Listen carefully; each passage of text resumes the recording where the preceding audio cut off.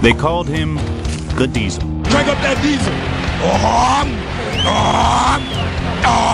Let's go. He leaned across the table and he goes, "You need to get me back there. I'll make you famous." And to Riggins, good hold. He's got the first down to the 40. He's gone. The 35, the 30, the 20. He's gone. He's gone. It's Riggo, the Diesel. Hello and welcome to Riggo the Diesel. I am the Diesel. I am Riggo. I am John Riggins. Larry Michael joining me, your voice of the Washington Redskins. This is our 56th episode, Larry. Huh? Wow. Seems like we just started. Time flies. And I understand during the summer there are going to be some special episodes of Riggo the Diesel. Yeah, we're looking forward to it. We haven't really booked anything yet, but we're working in that direction. Yeah. We'll bring back some of the old guys, if you will. I saw a big man here one day and a large man who blocked the sun. A Joe Jacoby sighting, a Dexter Manley sighting, a Pat Fisher. Pat Fisher? A verbal confirmation. Wow, love Pat. Maybe even a Mose. Did you say Mose? We got Mose. I'm sure Mose will be here. Yeah. JT, Joe Theismann. We can get Joe in here. Well, Joe Theismann. Joe might be like 10 segments. Yeah, it could be. Potentially could be. Just that's on the first question. We got something. Exactly. Then we can leave. When I saw our rundown, I thought of Joe Theismann because, Dwayne Haskins, I don't know if his toughness is still questioned. It's not after what he did. Some people think he should have been pulled out of that game. I don't. He was certainly healthy enough to play. But doesn't this build a little credibility for a guy? I mean, if they had pulled him out, they would have said he was soft. The same critics would have said he was soft. I couldn't agree with you more on that. And Joe was tough as nails. I mean, he would never come out of the game. That's absolutely right. So, no question about that. What are your thoughts on that? I'm glad you brought that up because I was going to ask you the same thing. I'll tell you what, Larry, this to me has always been a personal issue. And when I say a personal issue, it really gets down to the player. I mean, with all due respect to the physicians that attend the athletes, in every league, or I should say on every team in the league, and to all the coaches, the head coaches, assistant coaches, I'm sure have, an opinion on this. But I got to tell you, my experience is trust your own instincts. If your body tells you that something isn't right, don't let the doctor tell you that, oh, no, you're fine, you can go back in there. Because it's your career, and more importantly, it's your body. And who knows? I had this happen to me years ago in New York, and I thought to myself, I said, how can a doctor, just because he's, gone to med school and he's done all this stuff and, and obviously an expert at what he does, be able to tell me what's going on inside my own body? It's an impossibility. He ain't me. It's just like we'd like to know sometimes, what your spouse may be thinking. How can they be thinking what they're thinking? You'd like to know what's in their. Sure it's would. an impossibility. Sure you can't would. do it. So I look at it from the standpoint, it's up to the athlete. That responsibility falls on him. And years ago when they roughed up Mike Shanahan about RG3 and the fact that he was out there. If you don't think you can go, you got to get on the sidelines, and that's the end of the story. And if people are going to call you soft, just guess what? You have to live with it, because that's part of actually doing your job. Because what good does it do you if you are? I had a friend of mine happen. He messed his knee up a little bit when I was playing with the Jets, and he kept on going. Next thing you know, he's got torn ligaments. He's in the hospital, and he's done. Basically, it ruined his career. He was done with his career. Right. So I would look at it from, Haskins is a young guy, but somebody needs to sit him down and say, Dwayne, you got to trust yourself. Whatever people tell you, if you think you can go and you want and you don't have a problem with it, that's fine. But I would say, of course, there's other guys that will do it, and they will hurt themselves, but then that's kind of, to me, that's kind of like you can't really control that.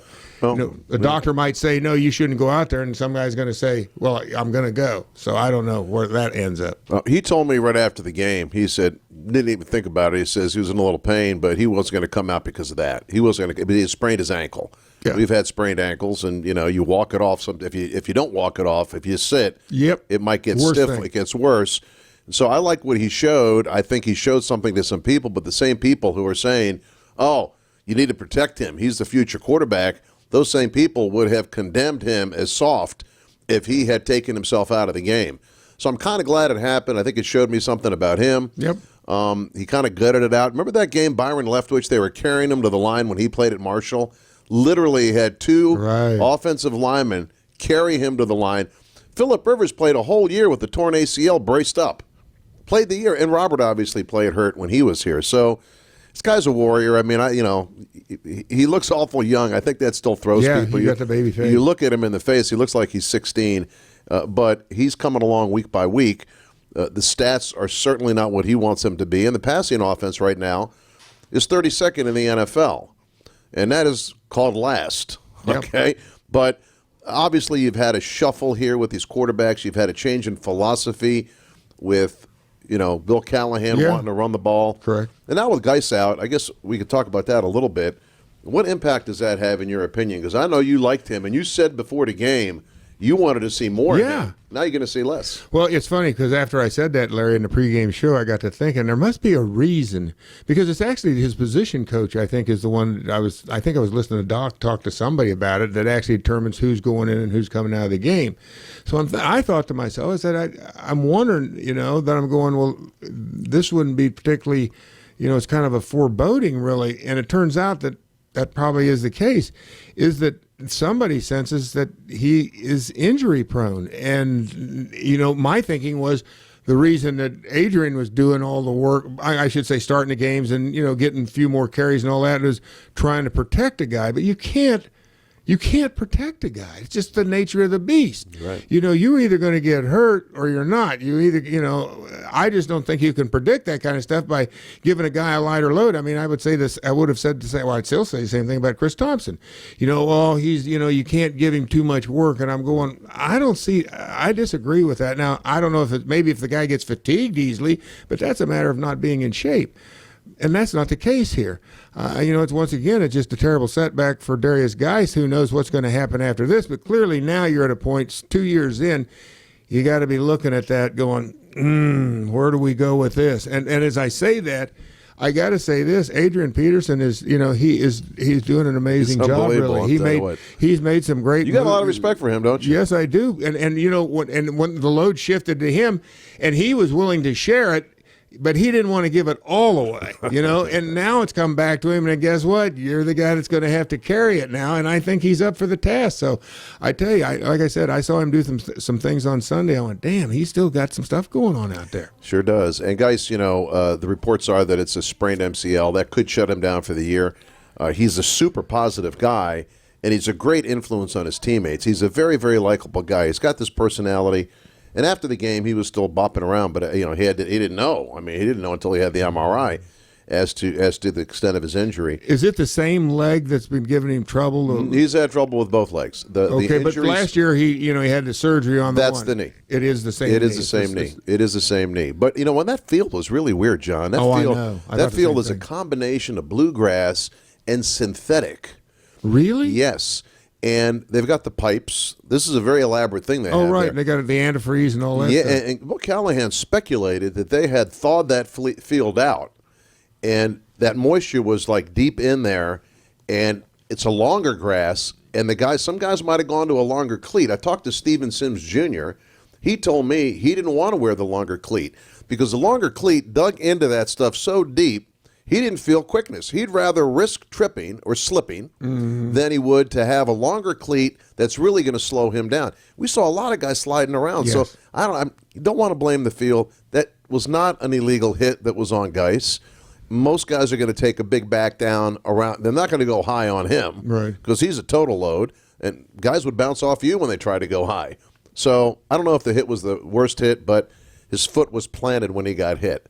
And thank God it wasn't worse because that could have been worse. That really could have been worse. It's incredible that, and like you said, he's got a great spirit, but it's incredible a guy could be, in college, really nothing to speak of injury-wise, and now all of a sudden, it's just like the injury bug won't let him go. It's like the football gods up there. But you know what? He's got a positive outlook, and I just hope he comes back 100%, Yeah, that's all you can hope for. Hey, John. Yes, sir. Whether on the field or in the classroom, the Washington Redskins believe learning should be fun. That's why they've teamed up and partnered with youth entrepreneurs to bring their youth. I did say youth, didn't I? I did say youth. Youth. Yeah, that's the old Joe Pesci line. You're out of the youths. Yeah, it was youth. With youth entrepreneurs to bring their engaging, hands-on style of learning. Did you see The Irishman? Yes. Have you seen that? Yep. Oh, we got to talk Still about it. going. All right, let me finish this here. Are you still watching it? Yeah. Well, I mean, it never ends. Took me 3 sittings to watch it. Yeah, and I went back 15 minutes after I watch it for an hour, I sat down the next day, I rewound it 15 minutes, so I wanted to get the flow of how it was going. How it went when you went technique. off. Anyway, Youth Entrepreneurs, great program. Curriculum created by educators for educators. It's flexible, fun, and absolutely free. To learn more about Youth Entrepreneurs, what a great program, and how to experience it for yourself, visit GetY-E.org.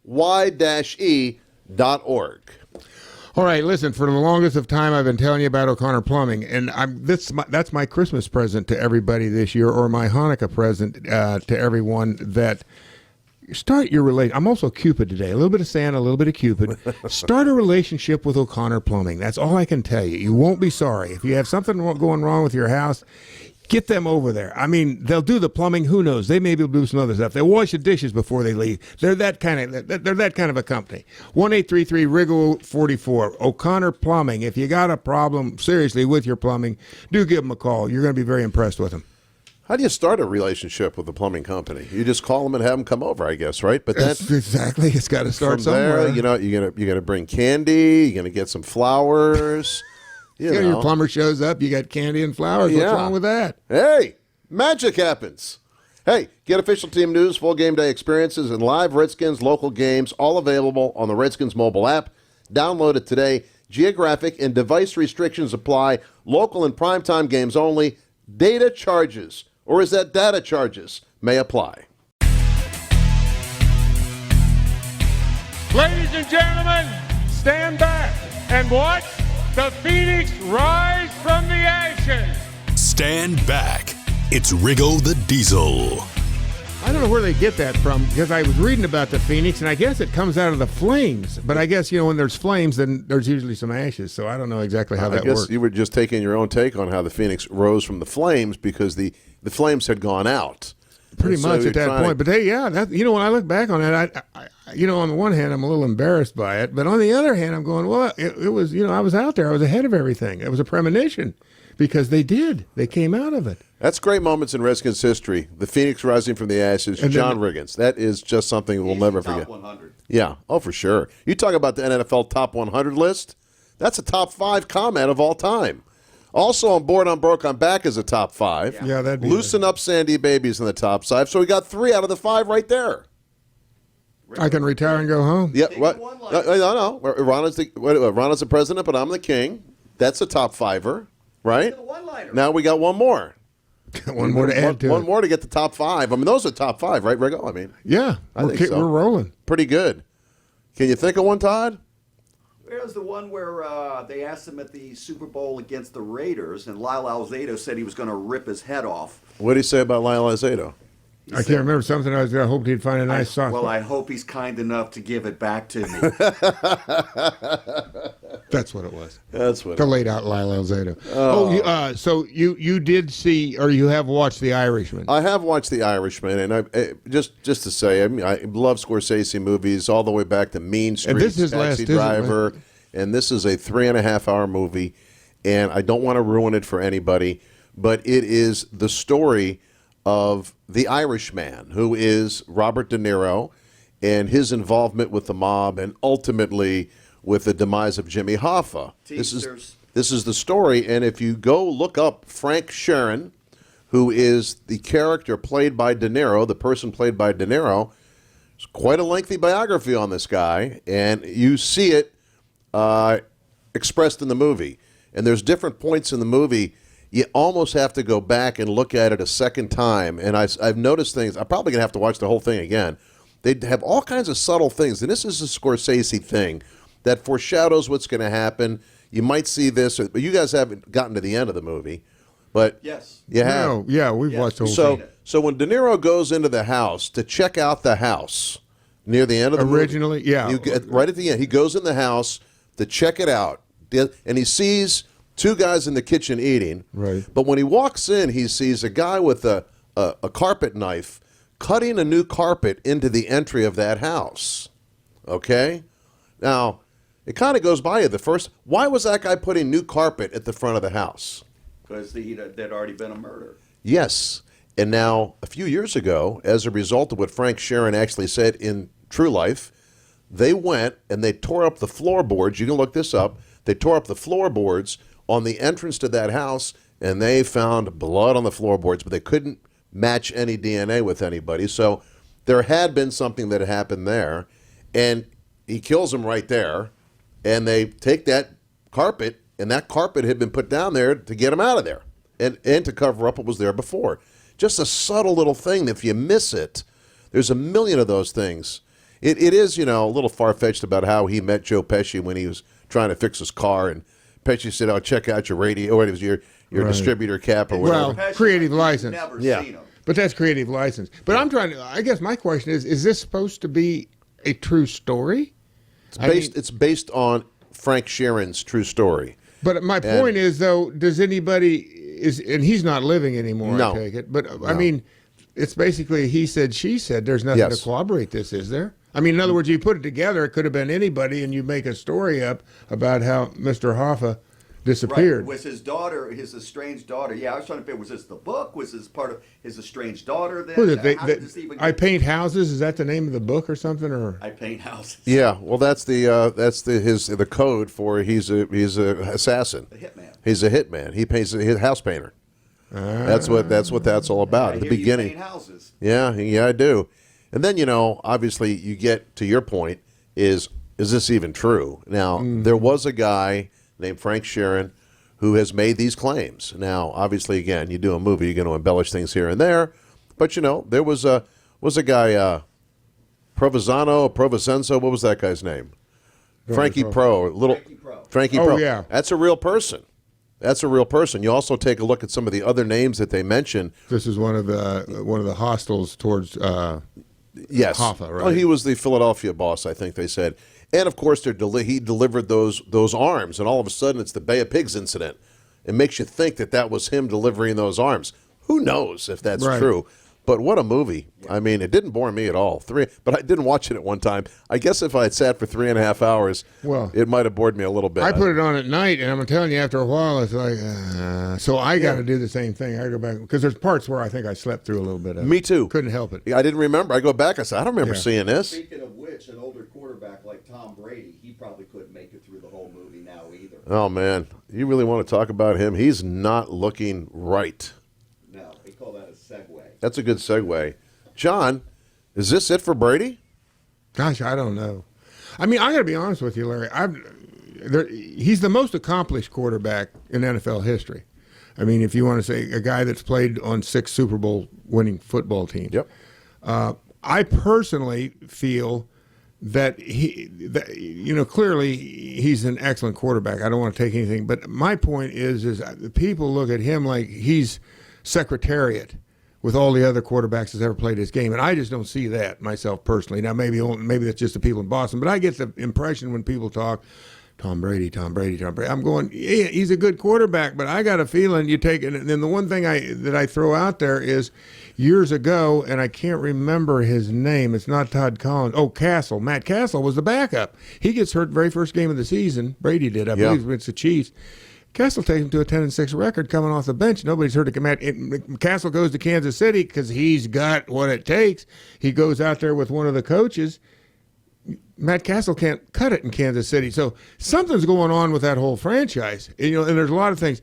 But to answer your question, yeah, I think it's getting to the point where, he's running the cast of characters have finally played out, and they're not who they used, and the only reason they are, and a lot of the reason they've won a lot of this stuff anyway, is because their defense has been so ingenious over the years, and they've been able to do so many different things. I mean, I remember years ago when that team was really early on, and I forget the kid's name, but after he was a receiver, and it wasn't long after that he couldn't quite play receiver. They moved him to defensive back. Do you know who that is? I can't think of what his name is, but he was one of the first guys. Was it Deion Lewis? No, it's not Lewis. I know. You'll know who it is. But my point is that it makes you wonder now that would they be playing better, or would they be a more powerful team if he weren't the quarterback? I mean, let's face it. A lot of times it happens all at once.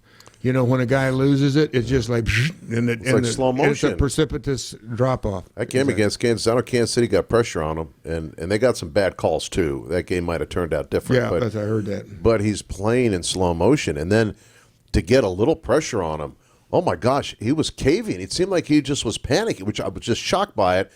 Then to see him at the podium, he looked shell-shocked at the podium. Maybe it's a realization now that the body can't do what the mind says it should. But back to your other point, always the latest is the greatest. This is the guy's the greatest. That guy's the greatest. Mm-hmm. They said the same thing about Tiger Woods. I still think Jack Nicklaus is the greatest golfer of all time. And, why? Because he has the record. He's got the most majors ever. But Tiger Woods anointed as the greatest of all time. I think it's not hyperbole from Michael Jordan, but now they're saying LeBron. I mean, you forgot about Michael Jordan already? Michael Jordan was the greatest of all time a few years ago. And now you got the greatest of all time now. You can't compare eras. That's true. 100% true on that. And, I'm a big Joe Montana fan. I just thought Joe Montana do stuff that I didn't think was possible. Then you go back to Johnny Unitas and go back to those tapes and see, what a real quarterback played like when he called their own plays. Brady's got 6 championships. Hall of Famer. He will join you in Canton and let somebody else argue about who's the greatest, because now it's always the latest is the greatest, and that kind of sucks. It'd be kind of, like I said, it's interesting. Of course, they wouldn't do it this year. They'll stay with what they got. But it'll be curious to see how the season plays out for them, because at the beginning of the year, it was like, but nobody, I think because they were winning, nobody was really, the spotlight really wasn't on the offense. They were winning because of the defense, because the offense has not put up a lot of points as far as I know. I mean, they did when they came down here. But as a rule, that hadn't been the case. They've been like in the teens quite a few times. Yeah, their offensive line is struggling. Helping people improve their lives is what should drive business. That's the belief at Koch Industries, which employs more than 65,000 people across America. The team at Koch works together to meet the world's changing needs. Transportation, medical care, water filtration, household goods, energy-efficient building products, and everyday technologies, all while consuming fewer resources. See the innovations firsthand at kochindustries.com. And score points this holiday season with holiday games from the Virginia Lottery. The lottery lineup is ready to deliver the kind of fun you expect from lottery games. For $1, you can play the Naughty or Nice Scratcher, Todd's favorite. Have a chance to win up to $1,000. $2 holiday games give the player a chance at winning up to $20,000. $5,000 Overload features 300 $5,000 prizes. The list goes on and on. Cash galore. Plus, Virginia's New Year's Millionaire Raffle, too. Don't forget, you can play these holiday-themed games on your mobile device with Mobile Play. All you need is a Virginia Lottery app and to be at a lottery retailer. Give the gift of Virginia Lottery holiday games. And enter the Redskins Salute Game Day Sweepstakes presented by Geico Military to win tickets and parking to the Redskins-Giants game to wrap up the regular season, and a Redskins prize pack. Visit redskins.com/salute game day sweeps to enter. Redskins Salute is the official military appreciation club of the Redskins, focused on serving and supporting those who have courageously fought for our freedom. Riggins. He's going to go all the way, unless Blackwood can catch him, and he can't. They left the scoreboard up, and I remember seeing Redskins 27, Dolphins 17. And it was that moment of truth where I went, damn, I'm a world champion. John, when he walked, he had a little bop to him. And besides that, he had the booty out there. They nicknamed him Chocolate Chip. Story time with Riggo. Thank you, Joe. That was always gives me a little boost to energy when I hear Hey, how'd it go on the trip, man? Last week you said you might. A week ago today, I was about ready. Well, when I left here, I went home and got everything all strapped down. I gotta say, I don't travel well. I get too apprehensive about everything nowadays. I'm always afraid I'm going to leave something, forget something, or do something that, miss the plane and all that stuff. But everything went fine. Couldn't have went better. Flew into Kansas City, got in there dark. I got in around 6:30, jumped in my car, drove out to Centralia, where I'm from. Was there with my brother. He was at home, and so we sat there and chatted for a little bit, but got to bed because, I usually get up at 7 o'clock in the morning, but I knew the following morning we were getting up at 4 a.m. That's what time he normally gets up. So that was a little bit shock on the system. So we get up in the morning, and I'm sitting around there because originally I was gonna camp. That's what I've done in years gone by. Wow. But I'm sitting there, and the whole time I'm thinking, because I was saying this last week, there was so much, I had so much stuff going on in my mind that it was taking the fun out of it. So I just kind of went, you know what, stop already. Let's just go ahead and see what happens. And that's kind of the way I went was that with that in mind, we'll just play it by ear, and that seemed to be a lot better. So I left all my gear because Bill lives in the house we grew up in. It's not the biggest house in town, so I left all my gear out in the truck, and in front of the house there, and figured, well, I'll go out there. I'll sit in the truck in the beginning when the deer season opens. I'll be sitting in the truck, and I'll be checking it out and seeing what's going on. And then at some point, I'll go back down by the pond because there was a field I wanted to hunt. I'll go back down by the pond and I'll put on my hunting gear so now I can be outside, because I was wearing the same stuff in the beginning of the morning when the season opened that I'd worn on the plane, which, you don't have long underwear on, you don't have a heavy coat and all this stuff. And it was pretty chilly. I mean, it was right around, 30, 28 degrees if you're setting out. And so I sat there. Now, I'm sitting there in my truck, and I think I texted, did I text you, Todd, that here I am, I'm sitting in the truck, and I'm deer hunting 2019, and I got the level 3 on my seat heater on. Yeah. I'm going. It's Sirius satellite radio on the radio. Truck is running. Everything's good. Now I have to tell, and I have to also bring this up, is that in Kansas anyway, it's illegal to shoot from a vehicle. So you can't take a shot from a vehicle. I kind of thought that might be wrong, yeah. But to me, you would have done it, though. You would have done that. No. I can't give that away because I'll get a call from the Kansas Department of Parks and Recreation. So I tried that in Colorado once. It didn't work. I lied about my age in Colorado to get a license out there years ago. When and I told them I was older than I was. Most people lie younger. I lied older, which I thought was kind of interesting, but it didn't help me. But anyway, so I'm sitting there, and I'm thinking, well, to answer that, I'm going, well, what's the difference between a blind that is permanent and one on wheels? I seriously, I'm going to have to ask him sometime, what's the reasoning behind this? I suppose it has something to do with jack lighting, which is when guys go out after dark and they shine the light out in the field and they see the deer, and you've heard the old expression, deer in the headlights. Yeah. Deer in the headlights. Well, that's what it is. They freeze, and that's the way that goes down. So anyway, I did see a buck right away. I mean, literally, as the sun. I mean, it was just barely legal because you could shoot at 7:00 basically. I don't know if it's 6:58, but I couldn't tell, and I didn't like the size of the deer, so I passed on. I didn't have to do with it. So were you still in the vehicle at that time? I was still in the vehicle, yeah, okay. And that's where I was. Like I said, I would have had to make that decision as to do I or don't I? Do I or don't I? But I never did have to do that. That heat felt pretty good, didn't it, Riggo? Yeah, it was tough. It was tough to get out of the truck. So anyway, I go down, and I go back down to timber, and I sat there all day. I mean, when I say all day, I got in there. I got in my little stand. I had a little chair that I sit in. I got in there about 10:00 in the morning, and I think I stood up one time to go pee. Other than that, I sat there for 7 hours. Wow. I'm telling you something. That is, you talk about when you get up, you're a little stiff. I mean, it was I guess so. And what was the result of the hunting? That I saw some deer, but nothing I wanted to shoot. See, I'm out there looking for chongo. I ain't out there just go kill a deer. Yeah.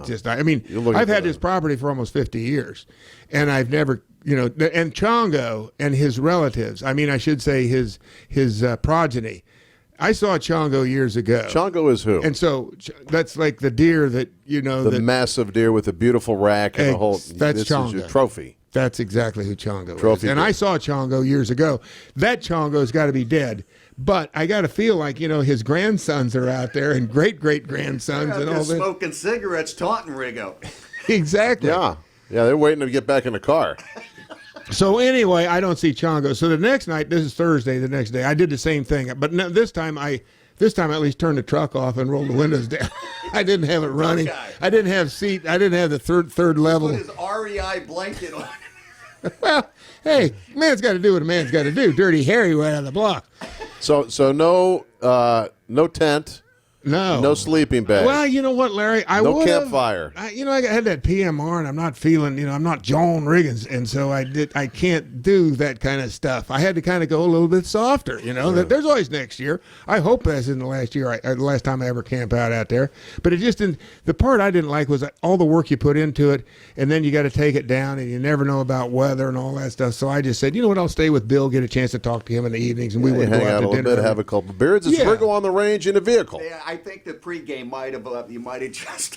Oh, the pregame might have. That might have had an impact on the decision making. Well, no, I played this one straight close to the vest. I was a good boy the whole time.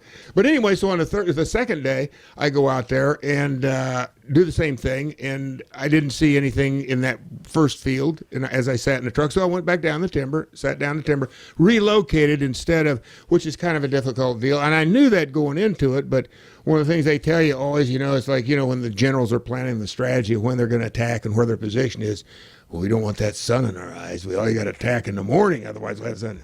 Well, I had the sun in my eyes. Not that that's a big deal, but so I'm sitting there, and sure enough, about 4:30, I start seeing some activity. I see a little bit of movement there. Now I see this buck, but it's a little one, and I see a doe, and then almost like a new, like a yearling, and they're all around. And then all of a sudden I see this, and I go, wait a second, that's a bigger deer. And the damn thing's coming down the hill at me because I'm sitting in the bottom, and I'm looking at it, and I'm going, it's got this, like its rack is not a whole lot wider than its ears. They got pretty wide ears, but because I'm thinking of that Hartford Insurance deer. Which may be an elk. It's an elk. Sure. It's an elk. It's an elk. Yeah. Okay. Yeah. It's an elk. Well, I'm looking for an elk in the guise of a white-tailed deer. That's what I'm looking for. So anyway, so I'm going, I don't know. And I only had, and I got to remember the timber, a lot of trees and all kinds of stuff, brush and all this stuff. And I only had a second to make up my mind. I said, I'm not going to take this. So he comes down, he goes down the ditch, but I'm kind of interested in him. I mean, he was a deer of interest, let me put it that way. And I'm thinking that, where'd he go now? He's got to come up out of there. And then now all of a sudden I see more deer again. And then I put my glasses on them, and next thing I know, there he is. Now he's broadside to me. Oh. And this damn thing, he had a rack that went way out, which real deer hunters, I'm obviously not one of them, will tell you that it isn't the width on a, really doesn't mean that much because that's just one measurement. Points, right? You're doing, exactly. It's how long this way, the tines, how big the girth is and all that stuff. And all of a sudden I'm going, I don't know, the end of the heart. I could tell the heartbeat starting to go up a little bit. So I'm starting to think, this ain't Chongo, but he knows Chongo. I mean, he's in that elk. I mean, and we've hunted out there for as long as I have. I mean, I've been looking for Chongo for 40 years now. It's almost the point where I don't know if I can shoot Chongo when I see him. But so this one is almost Chongo. So I'm starting to go, I think I'm going to do this. So he goes down, then he disappears. So now I'm trying to follow this thing. You got to remember 4:30, and I'm looking into the sun, and the sun's starting to fall, and it's getting dark, and it's it's winter time, so there's nothing, everything's dark and drab. So they're blending in real good, and I can't. And then I see him, and then he's in between a bunch, and all of a sudden he stops, and there's this opening, what I perceived to be an opening. So I got my chance. So I had my little shooting sticks and line it up, and boom, and the deer scampers off, and out. I'm going, based on what all the information I had, that it was, I hit this deer. There's no question about it. So I'm going up there with the expectation of seeing a body. Yeah. And because I paint houses too, and but in a different way. Anyway, there's nothing. There's no blood. I look around. I'm going.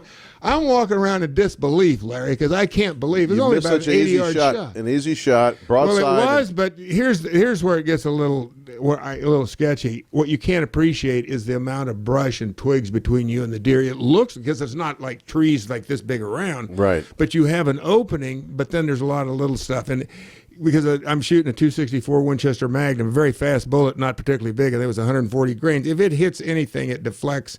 They also say it'll start tumbling on. So anyway, it was a clean miss. So I'm happy to say, well, not really, but there were no animals harmed in this adventure of John Riggins. Wow, but a lot of gas was used in that truck. Yes, exactly. As it idled out there on the field. Well, that's one thing I made sure of the next morning. I said, I got to go to Seneca and get more gas. I don't know how much this thing burns on idle. I know when I'm down going on the road, it's got a gauge for that, but it doesn't have one when it's on idle. Anyway, Larry, I'll see you next week, and I will see you at the stadium on Sunday. You got a deal, my friend. Thank you. You got it. Pick up the pace just a little. Thank you, ma'am.